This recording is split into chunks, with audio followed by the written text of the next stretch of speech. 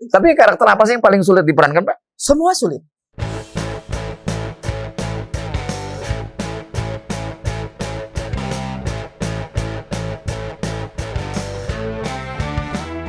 Like, comment, subscribe, dan share. Oke? Saya percaya, saya berada sampai 40 tahun lebih ini karena kehendak Tuhan. Apa yang Tuhan kehendaki dari film ini? Saya selalu pertanyakan itu ya. Bahkan sampai detik ini saya masih kalau ingat itu, saya masih WA Joko Anwar. Saya bilang terima kasih karena saya sudah banyak belajar tentang manusia, tentang hidup di dalam film ini juga. Dan juga itu sekaligus sebagai koreksi buat diri saya. Gitu ya.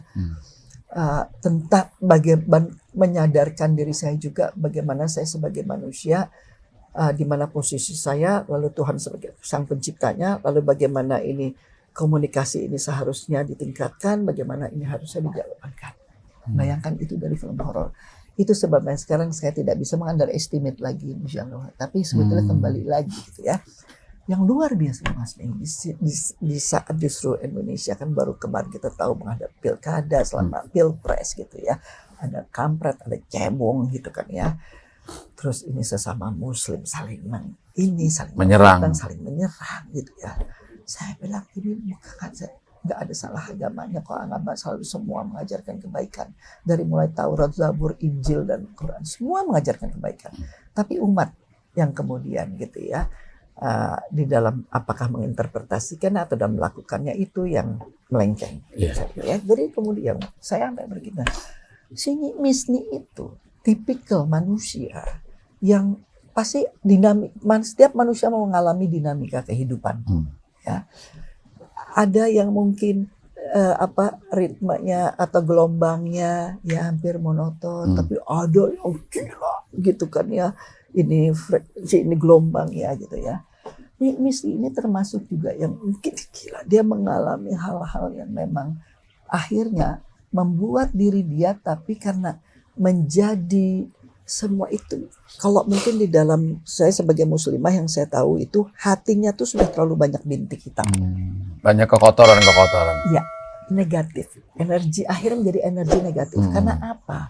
Contohnya saya sampai bilang, ini di handphone kita ini kan banyak elemen-elemen. Ya. Ada alat rekam yang namanya kamera. Ada alat recording. Yang namanya audio. Ini kan kita juga punya. Mata. Kamera. Kita punya. Ya, kita punya memori yang di sini. Tapi yang ini tidak bisa menyanyi ciptaan Tuhan. Rasa. Ya, penciuman. Ya.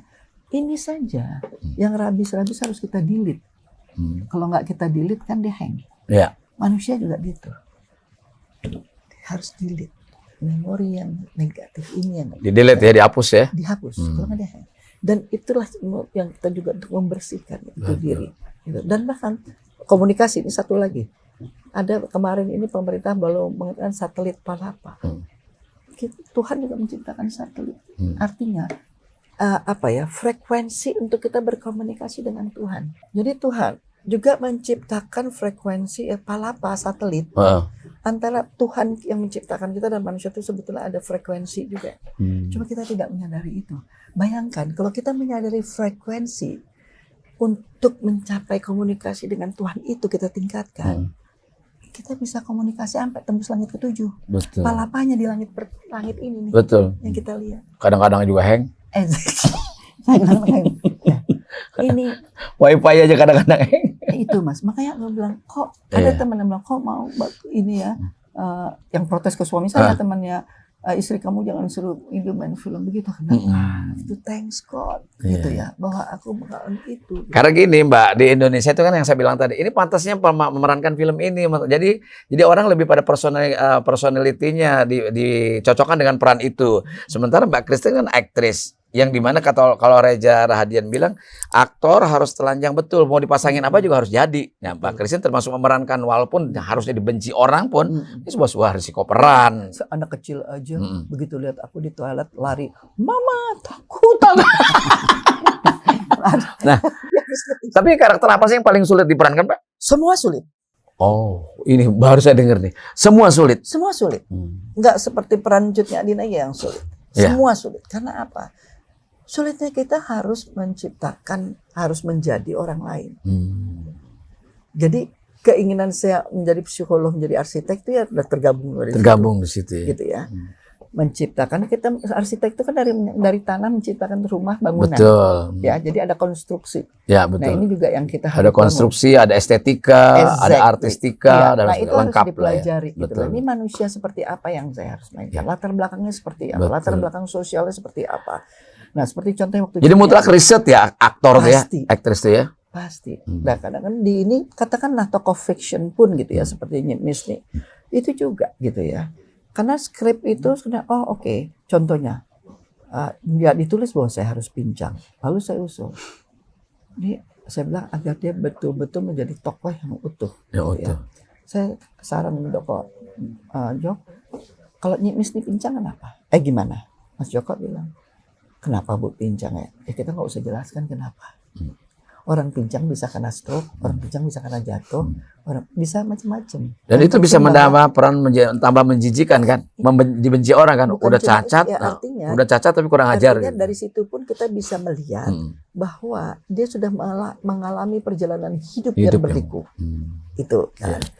Nah, itu salah satunya gitu ya, untuk kembali lagi Ya. ke membuat tokoh itu menjadi utuh gitu kan.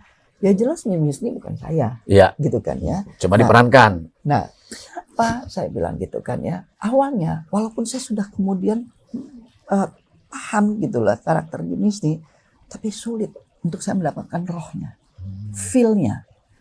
Saya pikir-pikir, oh iya, karena saya masih memakai logika Christine Hakim. Gak bisa juga. Jadi Nyimis nih gak pakai logika. Nggak pakai logika ya. Iya. Jangan dicari nafsu. Nafsunya dia, kebenciannya dia, kemarahannya dia, dendamnya dia. Ya udah semua negatif. Jadi dia nggak ada ininya. Iya. Jadi akal sehatnya udah nggak jalan lagi. Ya, sekarang saya lompat ke belakang. Iya. Itu Cut Nyak Dien itu riset dan persiapannya berapa tahun sampai film? Kan tertunda-tunda tuh. Iya, riset dan persiapannya 1,5 tahun, syuting juga 1,5 tahun. Jadi seluruhnya 3 tahun. Itu tidak semuanya di Aceh ya lokasinya? Tidak. Sukabumi ya kalau nggak salah? Sebagian di Sukabumi. Sukabumi. Pada saat kita sudah kehabisan uang karena syuting di Aceh itu mahal. Mahal. Ya. Jadi kita terpaksa justru lebih murah dengan membawa 30 sampai 40 orang Aceh, Aceh. jadi pengikutnya Cut Nyak Dien ke Jawa. Itu asli pengikut orang Aceh? Iya, Figuran-figurannya itu? iya dibawa dari Aceh. Ya Allah. Karena kan harus continuity juga Mas Mik. Oh iya, karena sebagiannya Karena syuting di sana. Iya, kan ada syuting Karena di Aceh hutan, juga. kalau mencari hutan Sukabumi dengan Aceh kan nggak beda jauh, Iya. sama ya. Iya. Itu gimana cara menyelami peran sampai Nah. jujur ya, saya sebagai penonton, Iya. saya kehilangan Christine Hakim di situ. Jujur aja Mas, saya percaya tanpa campur tangan Tuhan nggak mungkin. Cut Nyak Dien adalah bukan tokoh fiction. Ya. Cut Nyak Dien hamba Tuhan yang hidup di zamannya, yang Tuhan sudah membuat cerita kehidupan Cut Nyak Dien, skenario Cut Nyak Dien. Tidak ada satu orang pun yang tahu persis siapa Cut Nyak Dien. Karena Cut Nyak Dien selama hidupnya tidak mau bersama sekali berkomunikasi dengan pihak Belanda. Foto yang ada pun satu-satunya adalah pada saat dia setelah ditangkap, sebelum dibuang ke Sumedang. Ya. Jadi kalau ada yang di mana-mana tuh itu Cut cuma Nyak Dien. sketsa. Oh, sketsa. Itu Perkiraan. perkiraan. Iya. Gitu loh, bukan yang Cut Nyak Dien ya. Itu satu.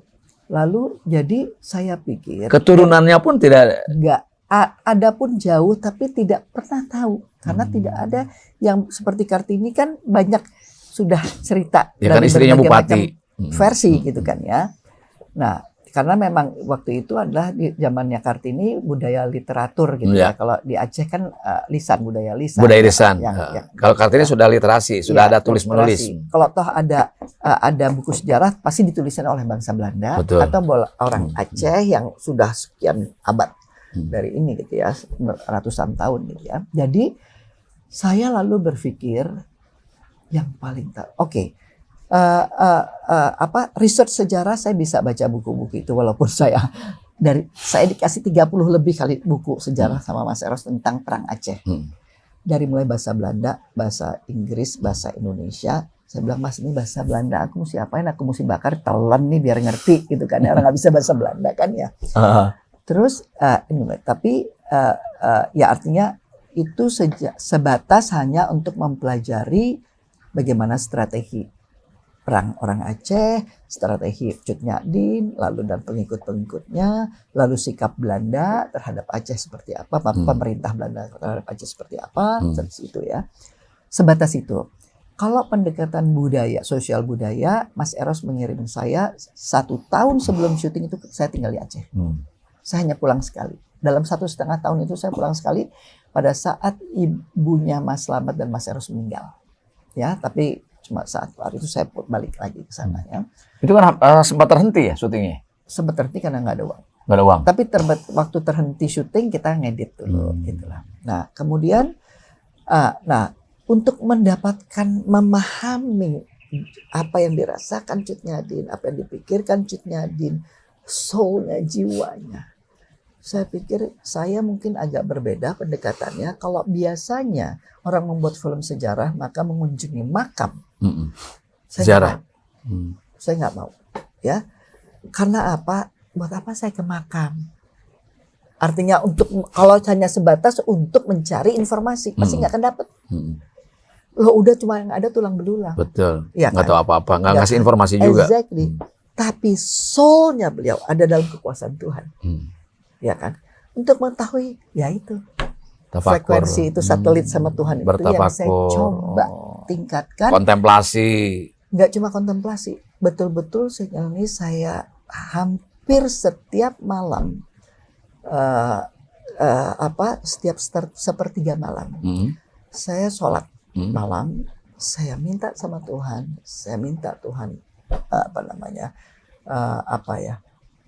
izinkan saya, Tuhan ini ya, Tuhan berikan amanat buat saya, izinkan saya untuk bisa memahami, mengerti dan merasakan apa yang dirasakan, dipikirkan dan ini oleh Cut Nyak-Dien. Gitu, dahsyat ya. Itu ya, ya hasilnya Tuhan mempunyai 1.000 sejuta cara untuk menyampaikan. Kalau hamba yang bertanya pasti dijawab. Itu saya yakin 1000%. Karena saya sering sekali bertanya sama Tuhan. Jangan gitu saya mau film horor aja Tuhan jawab kok. Gitu loh kan. Jadi itulah juga sebetulnya menjadi titik tolak saya menelusuri napak tilas Cut Nyak-Dien perjalanan. leluhur saya. Karena kakek saya juga ada keturunan Acehnya. Oh, ada Acehnya juga ya. Dan sekaligus menapak tilas juga mencari tahu keindonesiaan saya. Karena sebelum itu jujur aja, saya remaja yang galau. Digalau dalam konteks mencari jati diri saya sebagai orang Indonesia. Karena saya ada campurannya banyak. Dari ayah saya, Banten. Oh, ada Bantennya. Kakek sebetulnya aslinya dari Jogja.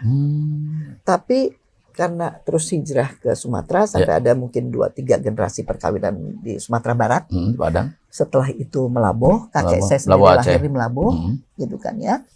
Kalau nenek saya dari Banten, ya, dari Rangkas Bitung juga nenek saya. Ada Bantennya. Orang Banten nih, ternyata orang Rangkas sama nih. Fatma Diningrat. Terus kalau dari ibu saya Madiun campur Egypt, Syria, warga negara Saudi Arabia. Waduh. Jadi ada Arabnya. Jadi ada Uni Emiratnya ya. Ada Uni Emiratnya. Pantesan Mbak Christine banyak minyaknya. Minyaknya ya. Terus itu ya. Jadi menelusuri itu.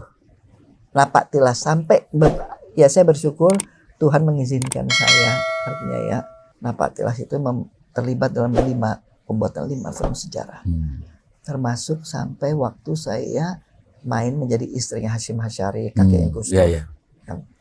Saya sampai bertanya sama Tuhan, Tuhan saya tahu karena tidak ada, saya belum menemukan sampai saat ini apakah itu ada di hadis ataupun di Al-Quran, di mana roh itu?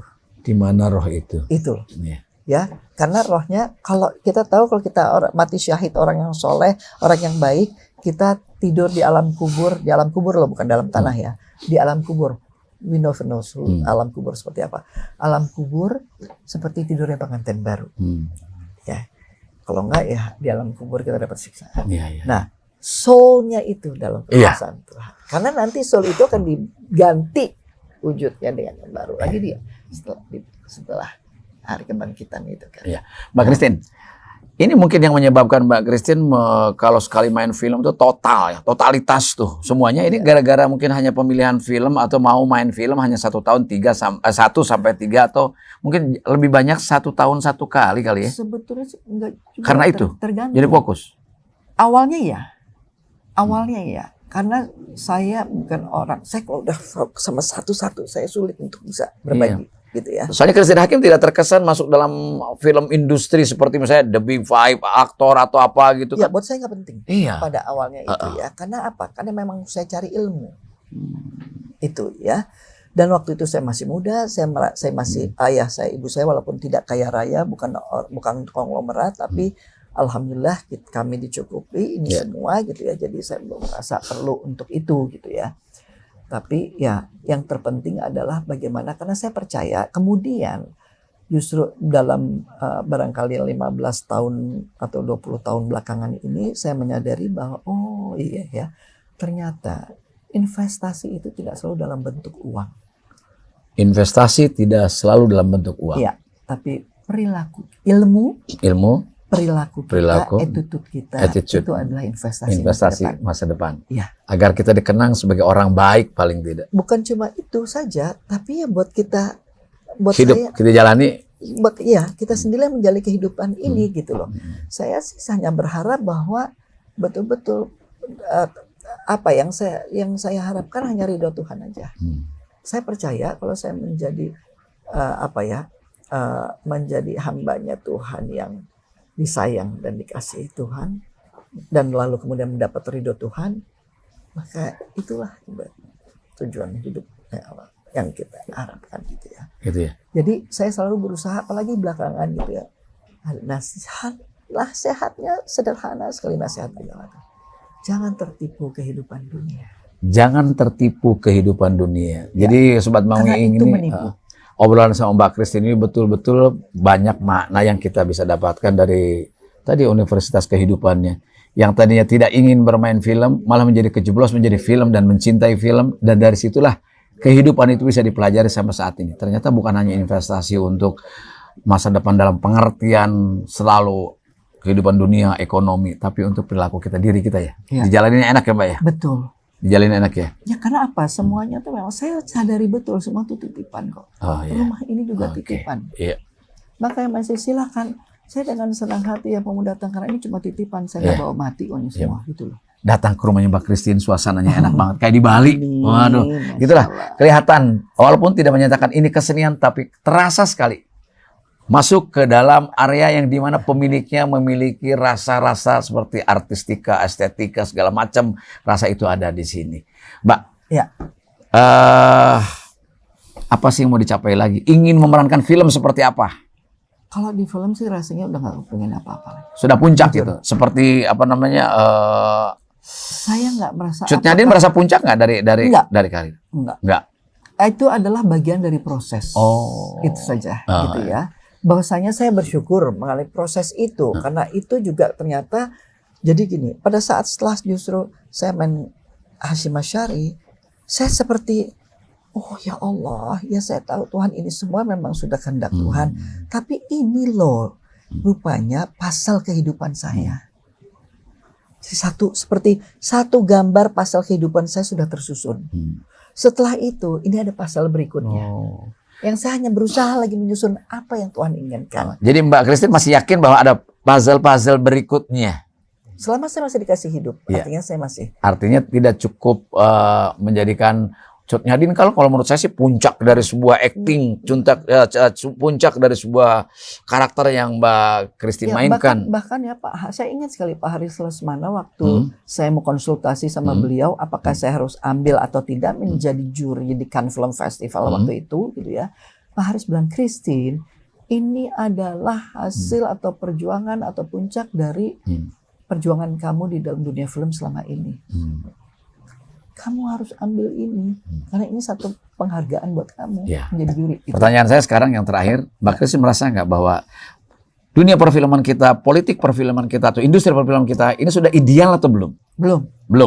Jangankan film itu produk salah satu hanya produk budaya, Ya. satu elemen Ya. budaya.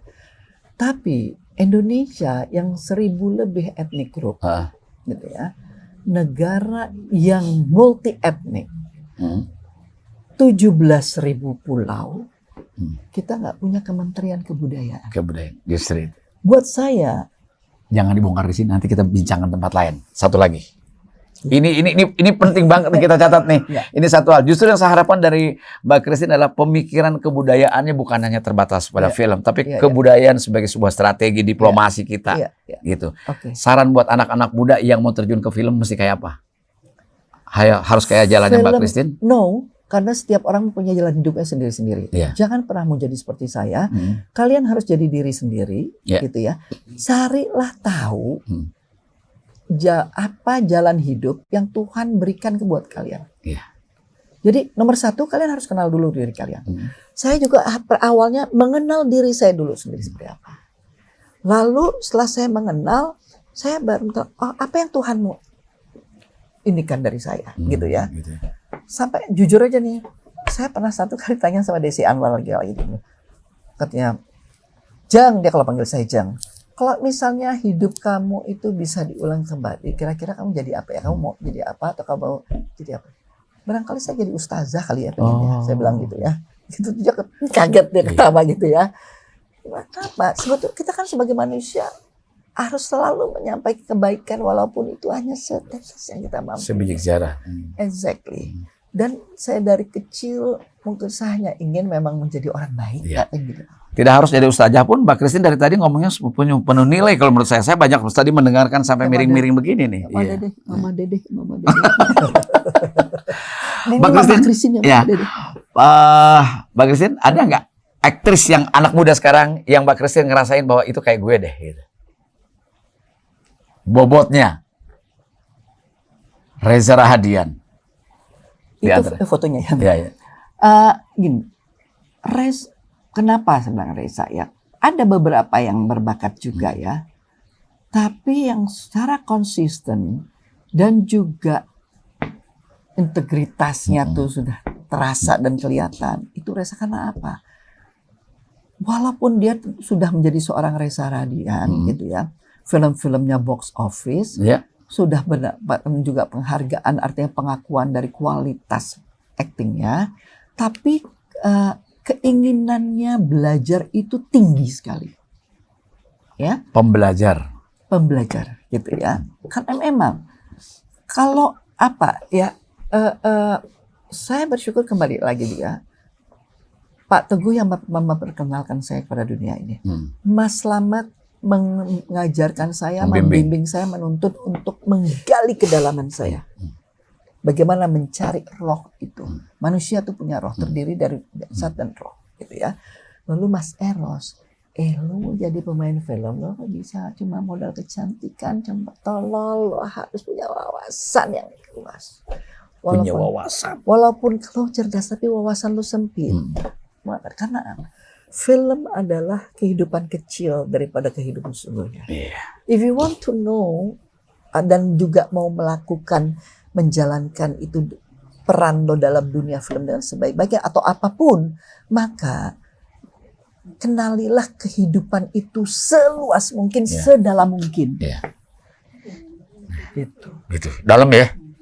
Mbak Christine, saya nggak sampai 1 jam nih ngobrol, akan tetapi saya begitu banyak makna yang saya terima loh. Amin. Terutama untuk anak-anak muda ini menjadi penting saya kira. Benar. Ya, jadi saya bilang tadi, kamu nggak bisa melangkah ke masa depan tanpa kamu tahu masa lalunya. Sekarang gini mau saya tanya, tadi kan banyak kasih spirit ya, ngasih semangat, ngasih ini. Ngomong-ngomong, pernah nangis nggak? Ya pernah lagi. Terakhir kapan? Sering lagi selama pandemi. Oh nangis. Karena kenapa? Takut? Bukan. Kenapa? Gini, sebagai anak, tuh kamu jadi nangis. Sebagai istri, aku punya ibu usia 86 tahun yang Tuhan menitipkannya kepada aku. 80 tahun? Aku punya, masih ada 3 saudaraku yang masih ada. Yang 3 udah nggak ada, ya 3 yang masih ada. Kakak dan 2, adik 1. Tapi Tuhan menitipkannya sama aku. Suami juga ya ditipikkan suami alhamdulillah yang baik hati tapi punya sakit jantung, punya sakit diabetes gitu ya. Jadi apa namanya? Ya, tetap saya harus menjalankan amanat juga apa yang sudah digariskan sama Tuhan di dunia film. Tapi sebagai anak, sebagai istri juga itu bukan peran yang mudah. Sebagai ibu rumah tangga bukan peran yang ringan juga. Jadi multi peran itulah yang saya sadar bahwa saya sudah pemudi lansia. Ya, dalam kondisi seperti ini, ya kita hanya bisa berdoa tapi juga menjaga 5M itu. Kita sudah menjaga pokoknya, kita sudah berdoa. Saya hanya berharap Tuhan selalu melindungi saya. Karena Tuhan, saya hanya berharap kalau boleh saya minta, jangan sampai saya lebih dulu dipanggil sebelum mereka. Gitu loh, saya tidak bisa membayangkan. Supaya ngurus mereka. Suami, memang ibu saya ada saudara gitu ya. Tapi sudah bertahun-tahun rasanya ritme kehidupan ibu saya, bisa semuanya tuh ya. Itu dan kalau udah usia 86 itu kan sudah kembali lagi seperti anak. Ya.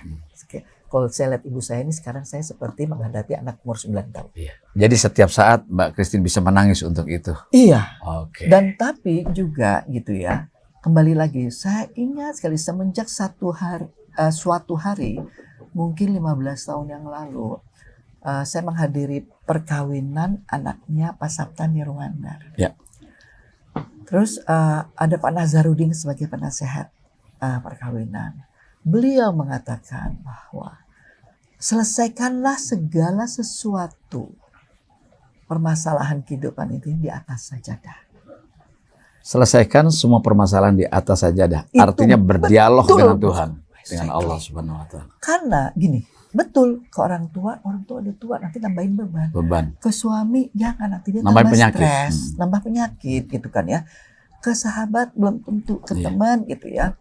Mungkin ada beberapa tapi tidak bisa kadang-kadang juga memberikan solusi 100%. Langsung dialog dengan owner. Betul, langsunglah dengan penciptanya dan yang memang yang mempunyai segalanya. Apa yang menjadi masalah kita? Apa yang ada? Masalah rezeki, masalah uang. Tuhan punya semua. Punya semuanya. Ya, Maha kaya. Beliau mau Maha kaya. Iya kan? Maha kuasa. Iya, kita kurang apa ya? Kita merasa sendiri. Jadi bilang kita kekasihnya Tuhan. Gitu kan ya. Jadi kenapa kamu harus? Jadi selesaikanlah di atas sajadah. Bahkan saya juga bilang sama teman-teman yang beragama Nasrani gitu ya, pada saat dia punya persoalan curhat sama saya. Kamu kan ada altar kecil di samping tempat tidurmu, terus ada Bible di samping tempat tidurmu gitu kan ya. Doalah seperti yang keyakinan kamu di atas altar itu. Sahabat Bang Miing, satu nilai yang terakhir dari Mbak Christine, selesaikan semuanya di atas sajadah kendati pun dengan air mata. Dan air mata adalah sebagai bentuk ekspresi kita, kecintaan pada Tuhan, kepada manusia, pada alam semesta. Terima kasih Mbak Christine, ilmunya banyak banget. Terima kasih. Makasih buat semuanya Sobat Bang Miing, sampai ketemu lagi. Assalamualaikum warahmatullahi wabarakatuh.